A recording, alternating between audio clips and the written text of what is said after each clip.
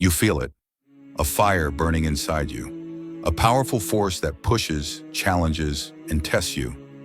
You try to silence it, ignore it, but it always comes back stronger than before. And Allah knows it. He knows exactly what stirs within you. But why is this desire even there?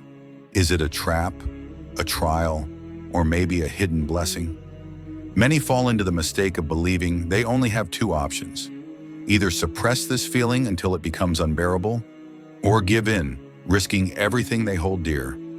But what if the truth is something else entirely? What if Allah, in His mercy, has already paved a way, a balanced, beautiful path through this inner storm? Today, we're going to uncover 5 essential truths about sexual desire according to divine wisdom. And you'll realize what you're feeling now carries far more meaning than you ever imagined. Number 1, desire is not a sin, it's a test. Picture a man wandering alone in the desert, his throat dry, his body crying out for water. In the distance, he spots an oasis. But is it real or a cruel mirage? Desire is like that thirst. It's natural.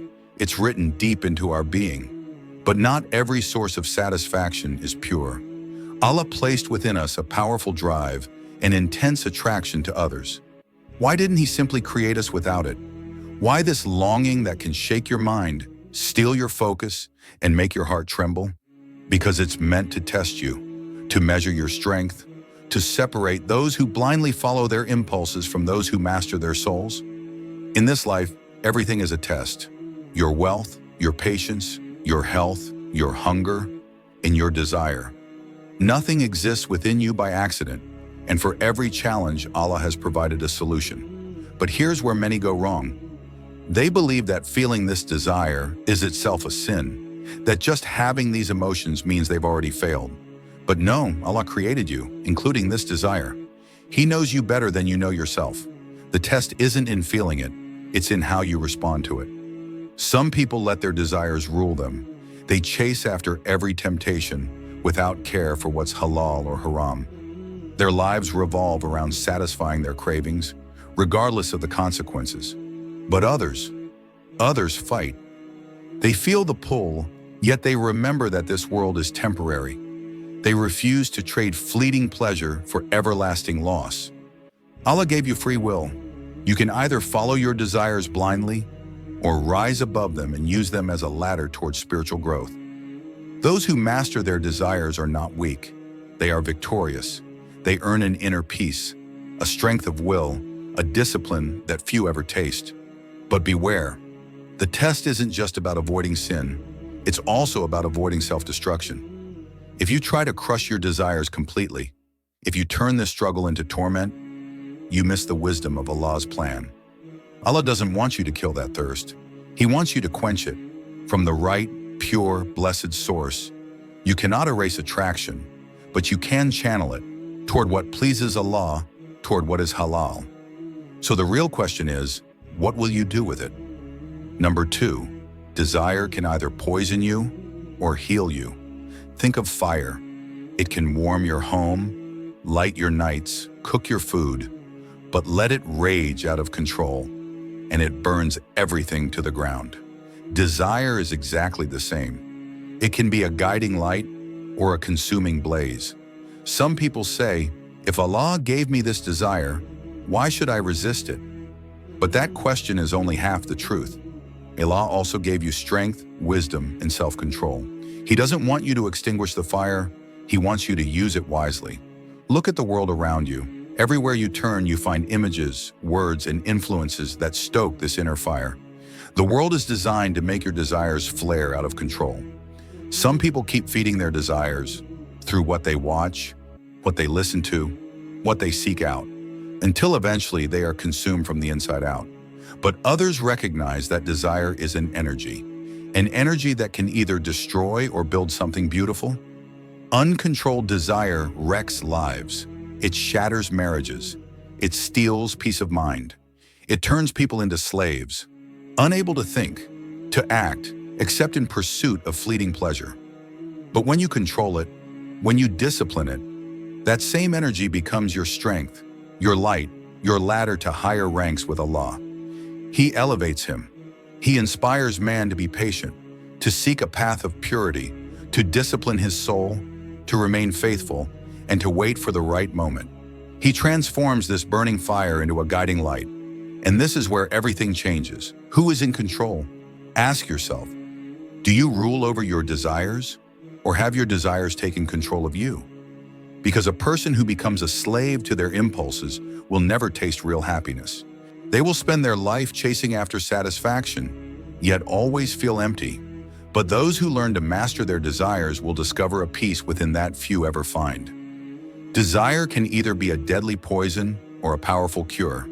If it pulls you away from Allah, if it drags you into what is forbidden, if it feeds a fire that never truly satisfies, then it becomes poison. But if it teaches you patience, builds your discipline, and reminds you that your soul must be stronger than your body, then it becomes your remedy. Today, take an honest look within. Is the fire inside you destroying you or illuminating you? Number 3, misdirected desire will steal you from your destiny. Imagine a man at sea sailing toward a distant shore. He has a boat, a destination, a purpose. But instead of steering firmly toward the shore, he lets the currents carry him wherever they please. The waves distract him. The ocean's call pulls him away. He forgets why he set out in the first place. This is exactly how sexual desire can work. If left unchecked, it becomes a powerful current pulling you away from the path Allah has designed for you. How many lives have been derailed by one moment of weakness? How many promising young men and women, full of dreams and potential, have wasted their energy, time, and even their faith chasing after fleeting pleasures? It always starts small, a lingering look, a conversation that crosses a boundary, one step closer to what is forbidden, until slowly, without realizing it, the person becomes trapped. Their mind is clouded, their concentration fades, their heart grows heavy, their soul becomes weak. They start pulling away from prayer. They neglect their responsibilities. They live torn by an internal war. Desire pulling one way, conscience pulling the other. Allah created you for greatness. He gave you a mission only you can fulfill. But how can you achieve your destiny if you're constantly distracted by temporary pleasures? Look at the great figures of history, those who changed the world, those who left a lasting legacy. Were they prisoners of their desires, or were they people of incredible discipline and vision, who directed every ounce of their energy toward higher goals? Your desire is a force, but if you don't control it, it will scatter you. And that's exactly what Shaitan wants. Shaitan can't stop you from being great. He can't steal the blessings Allah has written for you. But he can distract you. He can make you waste your time, your energy, your focus. The danger is not just in one small act. A boat doesn't sink because of a single drop of water. It sinks because those small drops keep adding up. So ask yourself, is your desire moving you closer to Allah or pulling you away? Is it aligning you with your true purpose or keeping you lost at sea? Your destiny is waiting, but to reach it, you must learn when to say no. Number 4, patience with desire unlocks incredible rewards. There's a reason why anything truly valuable requires patience. You don't harvest crops the day after you plant seeds. You don't build a house in a day. And no one becomes truly great without first learning to control their impulses. Sexual desire is powerful. It can lift you high or break you apart. But what many don't realize is that resisting it, controlling it, is one of the greatest paths to Allah's blessings. Why? Because this is an inner battle, a jihad of the soul, a fight no one else sees, but Allah knows in every detail. Every time you lower your gaze when your heart urges you to look, Allah sees it. Every time you choose modesty when temptation calls you, Allah knows it. Every time you win the quiet battles inside yourself, they are being written down as rewards beyond your imagination. And patience over desire is not just a test, it's a preparation. Allah doesn't ask you to wait for no reason. He shapes you through it. He teaches you self-control. He strengthens you, molds you, and prepares you for greater blessings. Your soul, it's being prepared for something far greater. Look at those who are swept away by their desires without restraint. What do you see? Confusion, frustration, regret. Their hearts are restless because desire never truly delivers what it promises. Now look at those who choose patience. Allah grants them more than they ever dreamed. They find a peace that others spend their whole lives searching for. They are given partners whose worth far surpasses any fleeting pleasure. Their patience opens doors they never even knew existed. And here's the secret. The one who controls his desire never loses. He gains inner strength. He gains clarity. He earns self-respect. He wins the rewards of Allah. And above all, he receives a love that is pure, sincere, and blessed. So ask yourself honestly, do you want a fleeting pleasure that leaves your soul feeling emptier than before? Or a reward that will nourish your heart for a lifetime? Because remember, the one who waits for Allah never waits in vain. Number 5. When you master your desire, you master your destiny. The real battle isn't against the desire itself, it's against the illusion it tries to create. The illusion that you must give in immediately to be happy. The illusion that you can't survive without satisfying that impulse. The illusion that delaying gratification is deprivation, when in truth it is construction. Look at those who have surrendered to their desires without limits. Have they found true peace? No. They are constantly searching for more. They are never fulfilled. Their hearts remain restless, their souls empty. But now look at those who held firm. Those who waited for the right moment, the right setting, the right blessing from Allah. See the calmness that radiates from them. See the serenity written on their faces. Because when you control your desire, you control your future. If you can't say no to a fleeting temptation, how will you ever say yes to a life of discipline, purpose, and blessing? If you are always distracted by the demands of the body, how will you ever hear the whispers of your soul? The one who controls his desires controls his mind. The one who controls his mind controls his choices. And the one who controls his choices controls his destiny. And that's exactly why Shaitan works so hard to push you to give in. He knows that every time you surrender to temptation, you lose a bit of your strength.